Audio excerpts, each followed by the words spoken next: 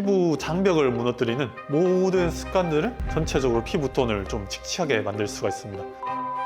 내가 하얀 피부를 원한다는 건 완전 어불성설. 만약에 본인이 미백을 원한다 하면은 그냥 하나만 한다 하면 여러분 다른 거 다 필요 없이.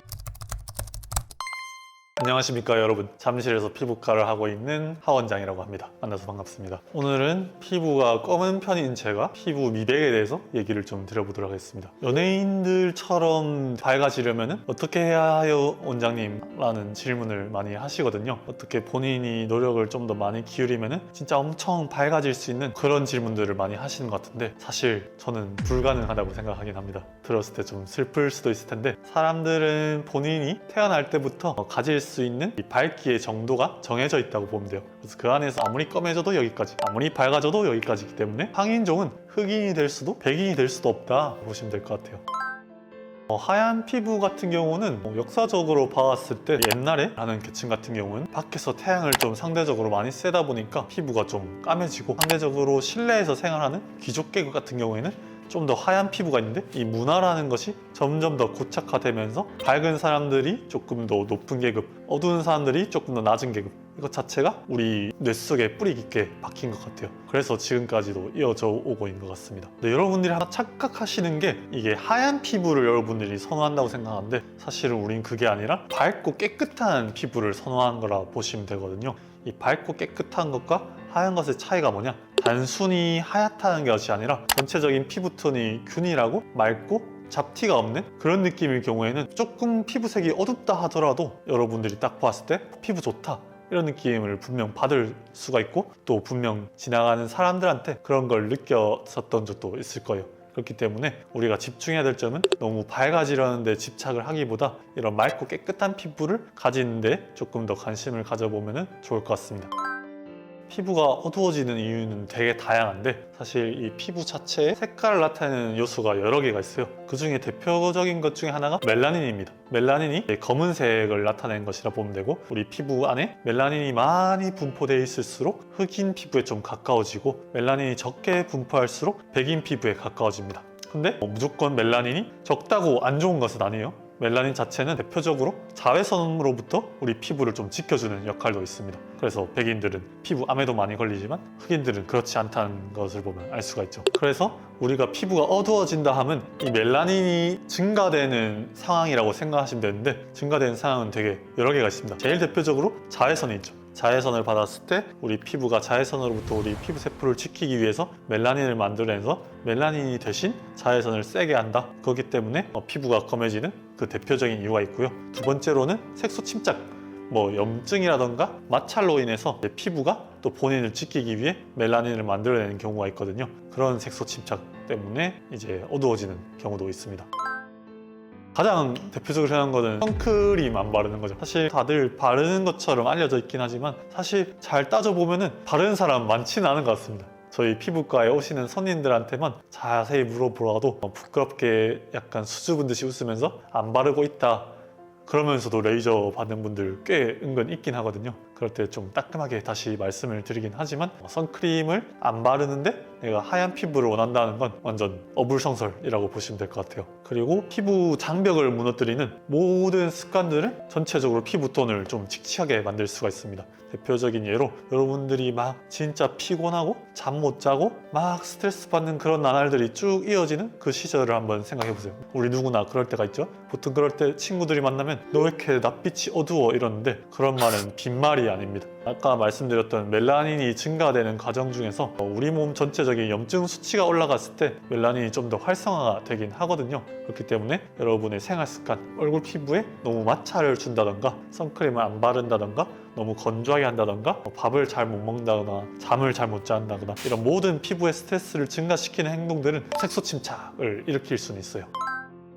가장 쉬운 방법은, 비용을 생각 안 한다면 피부과에 와서 시술을 받으면 빠르긴 하겠지만 여러분들이 다 그런 시간과 비용을 낼 수는 없겠죠. 집에서도 당연히 좋아질 수 있는 방법이 있습니다. 두 가지 부류로, 일단 여러분이 혼자서 할 수 있는 방법과 병원의 도움을 받아서 할 수 있는 방법에 대해서 좀 알려드리도록 하겠습니다. 먼저 혼자서 할 수 있는 방법. 첫 번째, 제일 중요한 생활 습관. 아까 말씀드렸던 피부 전체에 자극이 될 수 있는 생활 습관들을 좋은 방향으로 이끌어 주시면 이미 침착된 부분을 좀 맑게 할 수도 있고, 앞으로 생길 색소 침착을 예방할 수도 있습니다. 그렇기 때문에 중요한 것은 잘 먹고 잘 자고 스트레스 덜 받고 선크림 바르고 피부에 마찰을 덜 주는 이런 생활 습관에 관한 부분은 꼭 지켜주시면 좋을 것 같고요. 근데 여러분들이 원하는 건 이게 아니죠. 좀 더 확실한 좀 간편한 방법이 없나? 있습니다. 우선 먹는 것이 있고 바르는 것이 있을 수가 있는데요. 먹는 것 같은 경우에는 대표적으로 글루타치온이라는 성분이 있죠.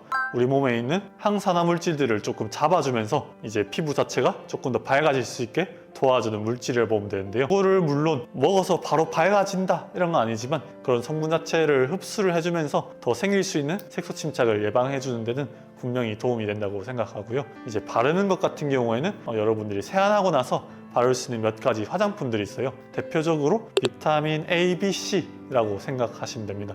많이 들어보시긴 했을 거예요. 비타민 C 같은 경우에는 항산화 물질을 막아줌으로써 우리 몸에 생길 수 있는 색소 침착을 더 막아주는 그런 역할도 있고, A와 B 같은 경우에는 조금 간접적으로 작용을 하기도 하지만 어쨌거나 피부 미백이라는 관점에 보았을 때 아주 꾸준히 해주시면은 장기적으로 이런 밝은 톤, 깨끗한 피부를 얻는 데 도움은 되긴 하거든요. 제품은 오늘 구체적으로 추천을 드리지 않을 텐데 따로 검색해 보시면 좋은 내용이 많을 거예요.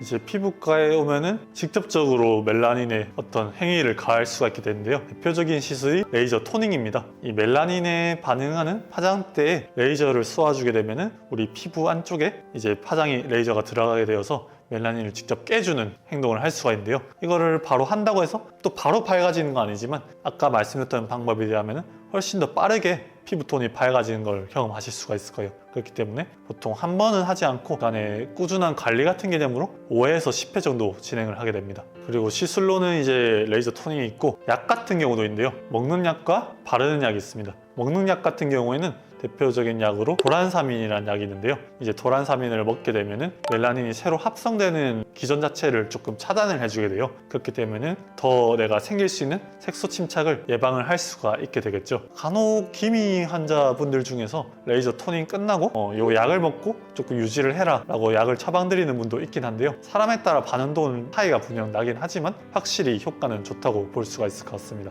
그리고 바르는 약의 경우에는 또 몇 가지가 있지만 대표적인 약으로 멜라논 크림이라는 약이 있습니다. 이거 같은 경우에는 얼굴 전체에 바르는 게 아니라 우리가 얼굴 중에서도 특별히 어디에 기미나 잡티가 올라온 그런 특정 색소 질환에 사용하는 크림이라 보면 되는데요. 그 안에 들어있는 스테로이드와 그리고 비타민 A 성분 그리고 하이드로퀴논이라는 성분이 이 멜라닌이 새로 합성되는 과정 자체를 더 차단을 해주기 때문에 이것도 색소에 대해서 고민을 하시는 분이라면 사용해 볼 수 있는 크림이라고 볼 수 있을 것 같아요. 근데 간혹 너무 강한 경우에는 오히려 더 자극이 될 수 있기 때문에 이게 좋다더라 하고 바로 구하러 가시는 게 아니라 병원에 가서 의사 선생님과 충분한 상담을 거친 후에 얻어서 써야 되는 약이긴 합니다. 그리고 마지막으로 주사가 있는데요. 아까 말씀드렸던 먹는 글루타치온 같은 경우는 이제 먹는 거지만 이걸 직접 혈관으로 넣어줄 수 있는 배곡 주사라는 주사가 있습니다. 아무래도 바로 직접적으로 투여되는 거다 보니까 그런 흡수도라던가 용량면에서 훨씬 더 효율적이긴 하겠죠. 요거 같은 경우도 당연히 받는다고 바로 밝아지는 거 아니지만 꾸준히 다른 시술과 관리와 함께 하시면 좋은 결과를 얻는 데 도움 될 것 같아요.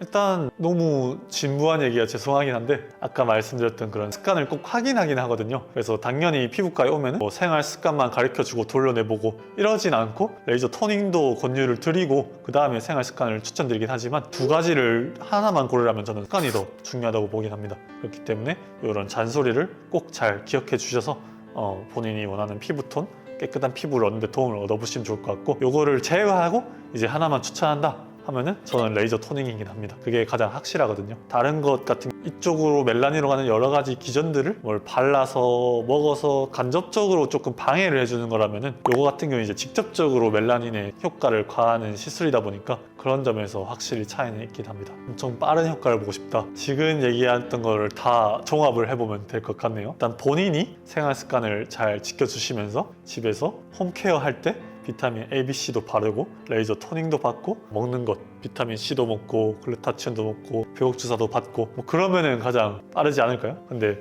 그렇게까지 해야 되는 분인지는 솔직히 잘 모르긴 하겠습니다. 이것만큼 꼭 지켜야 한다는 게 있으면 뭐가 있을까요? 선크림 그냥 하나만 한다 하면 여러분 다른 거 다 필요 없이 안 바르는 분들은 만약에 본인이 미백을 원한다 하면은 그냥 선크림부터 바르십시오. 출근하시기 전에 집 밖에 나가기 전에 선크림 한번 발라주는 거는 꼭 추천드리고요. 여건이 되시면은 해가 떠 있는 생활 사이클 중에서 몇 번 더 덧발라주면 좋긴 하는데 사실 저도 거기까지는 잘 못하긴 합니다.